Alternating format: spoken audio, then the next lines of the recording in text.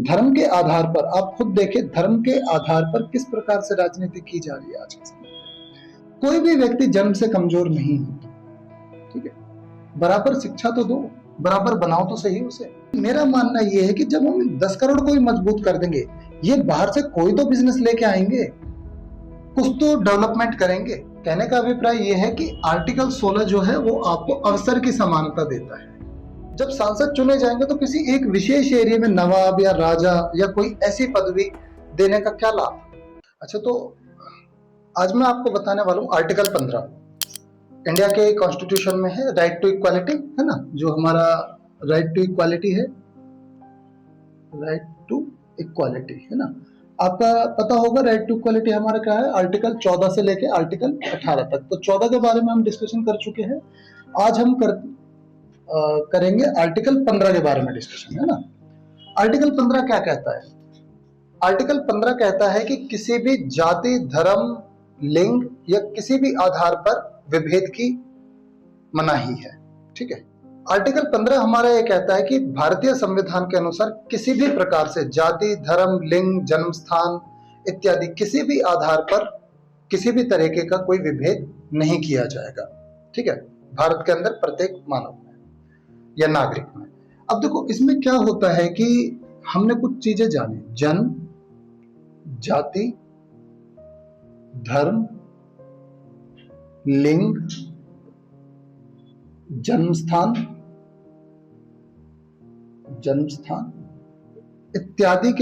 इत्यादि पर जो संविधान में किसी भी प्रकार का विभेद नहीं किया जाएगा। विभेद का मतलब है, देखो आप कहां जन्मे हो कोई मैटर नहीं करता। यदि आप भारत में रहते हैं तो भारत के अंदर सभी व्यक्ति जो है वो समान होंगे, ठीक है। ये बात इस आर्टिकल 15 के अंदर कही गई है, ठीक है। आर्टिकल 15, ठीक है, ध्यान रखना इस बात को। देखो आपने देखा होगा कई बार, ठीक है, बहुत से लोग जाति के लिए भेदभाव करते हैं, है ना। कई लोग धर्म के आधार पर भेदभाव करते हैं, कई लोग लिंग के आधार पर, कई लोग जन्म स्थान के आधार पर।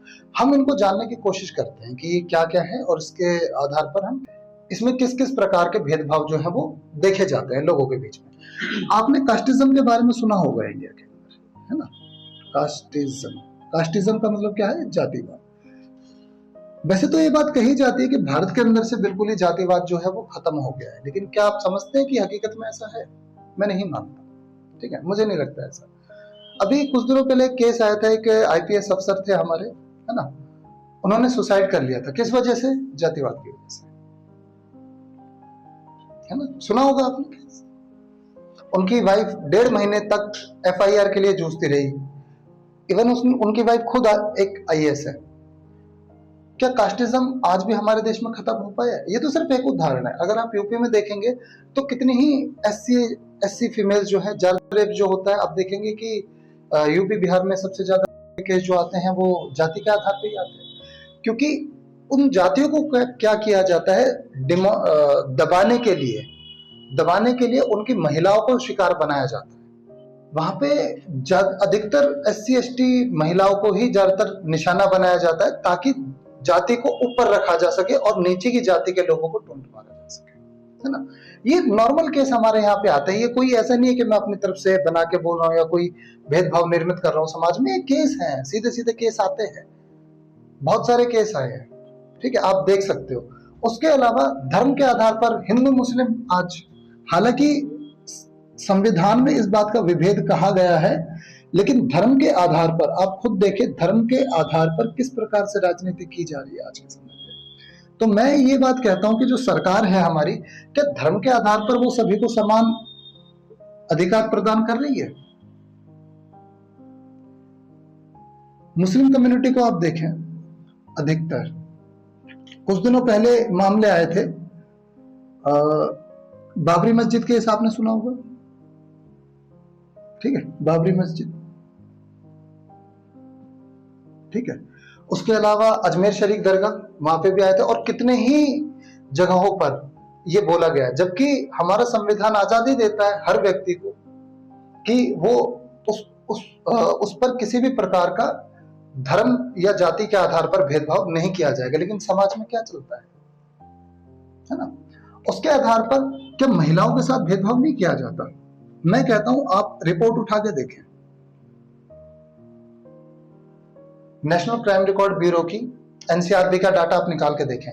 इंडिया के अंदर हर मिनट रेप केस है, हर मिनट में एक रेप आता है। ये मेरा डाटा नहीं है, एनसीआरबी का डाटा है, नेशनल क्राइम रिकॉर्ड ब्यूरो का।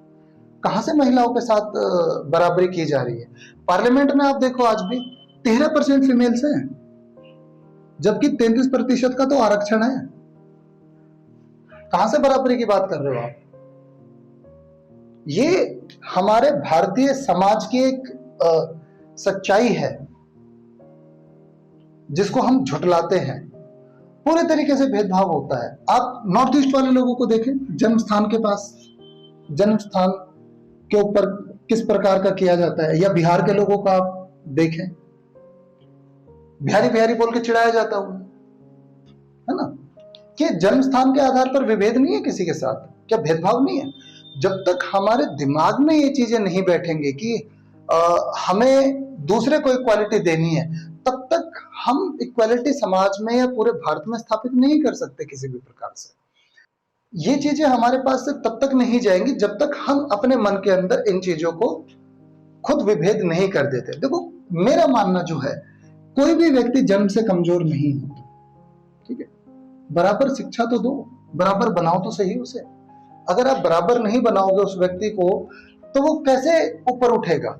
भारत आज गरीब क्यों है, या भारत के अंदर असमानता क्यों है? क्या कारण है इस असमानता का?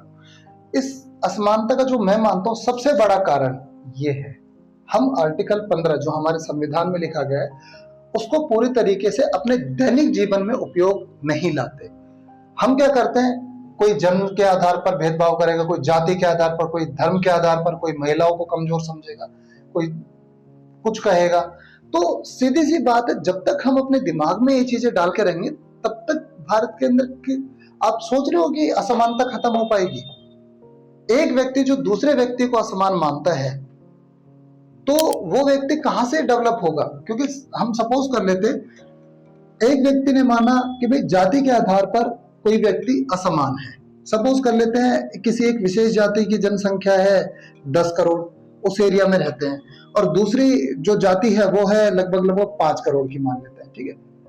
अब जब ये परिस्थिति चलेगी, तो जो कमजोर जाति है उसके 10 करोड़ लोग हैं, लेकिन ये कह रहे हैं कि हम तो अपने ही जाति के लोगों को बताएंगे, शिक्षित करेंगे, वो जो भी बेटरमेंट है वो देंगे। तो ये 10 करोड़ लोग तो हमेशा कमजोर रह जाएंगे, है ना? जब 10 करोड़ लोग कमजोर होंगे, उसके बाद ये 5 करोड़ अपने आप को डेवलप करना सोचेंगे। लेकिन मेरा मानना ये है कि जब हम 10 करोड़ को ही मजबूत कर देंगे, ये बाहर से कोई तो बिजनेस लेके आएंगे, कुछ तो डेवलपमेंट करेंगे। जब डेवलपमेंट होगा तो 5 करोड़ लोगों को क्या और ज्यादा डेवलपमेंट नहीं होता? और इस चीज को अगर आप पूरी जनसंख्या के ऊपर अगर आप डाल देते हैं, तो आप देखो भारत कितना जल्दी विकसित होता है, कितनी अपॉर्चुनिटीज क्रिएट होती हैं। तभी अपॉर्चुनिटीज क्रिएट हो सकती हैं जब हम अपनी असमानता को खुद कदम करेंगे। अदर देन मुझे नहीं लगता कि भारत के अंदर से कभी भी ये असमानता जाएगी, या जो संपत्ति का जो वितरण है वो कभी समान हो पाएगा। हमें ये चीजें हटानी पड़ेंगी। वो आता है आर्टिकल 16,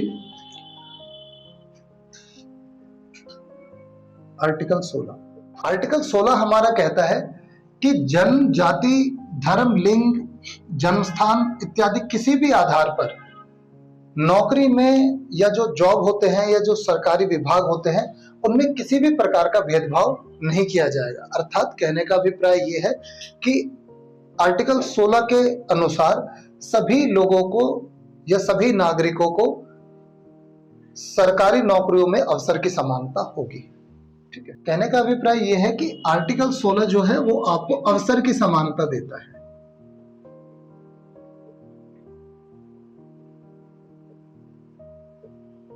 ठीक है? अवसर की समानता, किसी भी आधार पर आपसे अवसर की समानता में भेदभाव नहीं किया जाएगा, चाहे आप किसी भी जाति के हो, धर्म के हो, लिंग के हो।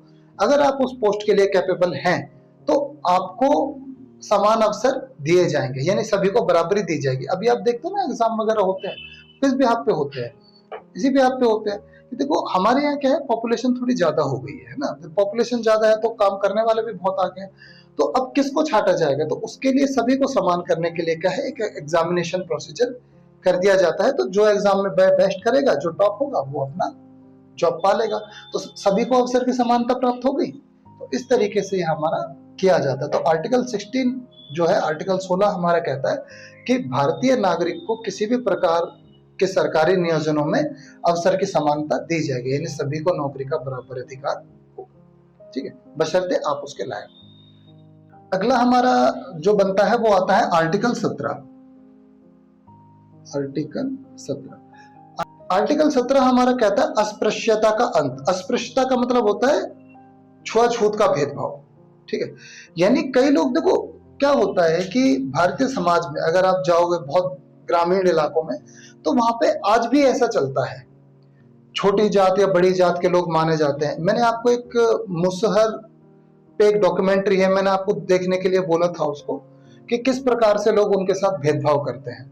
लोग वहां छूते भी नहीं है उनको। तो हमारा जो संविधान है हालांकि इन चीजों का खात्मा करता है, यानी भारत के अंदर किसी भी प्रकार से अगर ऐसा कोई कार्य होता है जिसमें छुआछूत आती है, कुछ भी ऐसा कोई विरोध करता है, तो उसको संविधान में रोका गया है। ठीक है, कोई भी व्यक्ति जो छुआछूत या उससे संबंधित कोई कृत्य करता है, तो ऐसे कृत्यों की हमारे संविधान में मनाही की गई है। यानी भारत के अंदर छुआछूत का खात्मा किया जा चुका है हमारे संविधान के आर्टिकल 17 के अनुसार। ठीक है, छुआछूत में ये नहीं आता कि सिर्फ छूने से ही है, जैसे कि साथ नहीं खाते, कई लोग साथ बैठकर नहीं खाते, या हीन दिखाते हैं दूसरे को, या कुछ ऐसा कि उनका छुआ नहीं खाएंगे, उनका पानी नहीं पिएंगे, हम ऐसी जगहों पे नहीं जाएंगे। तो इस प्रकार के जितने भी कृत्य हैं, उन सभी के खात्मे की जो बात है आर्टिकल 17 के अंदर रखी गई है। और इसमें ये बात कही गई है कि इसमें राज्य का दायित्व दिया गया है, यानी गवर्नमेंट का दायित्व दिया गया है कि ऐसे या इस प्रवृत्ति से जुड़े किसी भी मामले को सरकार जो है वो खत्म कर सकती है, और उसे इस चीज का प्रयास करना होगा। तो ये आर्टिकल 17 में था। अगला आता है इसमें आर्टिकल 18। आर्टिकल 18, आर्टिकल 18 उपाधियों का अंत करता है। ठीक है, उपाधियों का अंत। उपाधियों का अंत का क्या मतलब है? देखो, जैसे आपने देखा होगा, कई लोग जैसे अपने आगे नवाब लगाते थे नाम के आगे, जैसे नवाब वाजिद अली शाह, राजा लगाते थे। तो ऐसे किसी भी उपाधि को सरकार ने जो है वो बंद कर दिया है, वो बैन कर दिया है, क्योंकि इसमें क्या है, ये असमानता निर्मित करता है। ठीक है, ये असमानता निर्मित करता है। अब कोई व्यक्ति अपने आगे नवाब लगा के रखे, ठीक है, नवाब का मतलब क्या होता है? नवाब का उर्दू में जो शब्द है ये नवाब, इसका मतलब है कि ये किसी एक विशेष जगह का राजा या वहां पे रूल करने वाला। अब अगर कोई व्यक्ति अपने आप को ये कहता है कि वह रूल करने वाला व्यक्ति है, तो भारत के अंदर जो लोग चुने गए हैं, जो लोग संसद में चुनकर पहुंचे हैं, या जिनको वोट के थ्रू पहुंचाया गया है, तो वो तो इनसे नीचे हो जाएंगे ऑटोमेटिकली, है ना। तो ऐसे किसी नाम का या उपाधि का अंत जो है संविधान में वर्जित रखा गया है, ताकि सभी लोग अपने आप को एक समान रूप से देख पाए। यहाँ पे क्या है, अब वोटिंग के थ्रू या मत के थ्रू चुना जाता है हमारे सांसदों को। जब सांसद चुने जाएंगे तो किसी एक विशेष एरिया में नवाब या राजा या कोई ऐसी पदवी देने का क्या लाभ, है ना।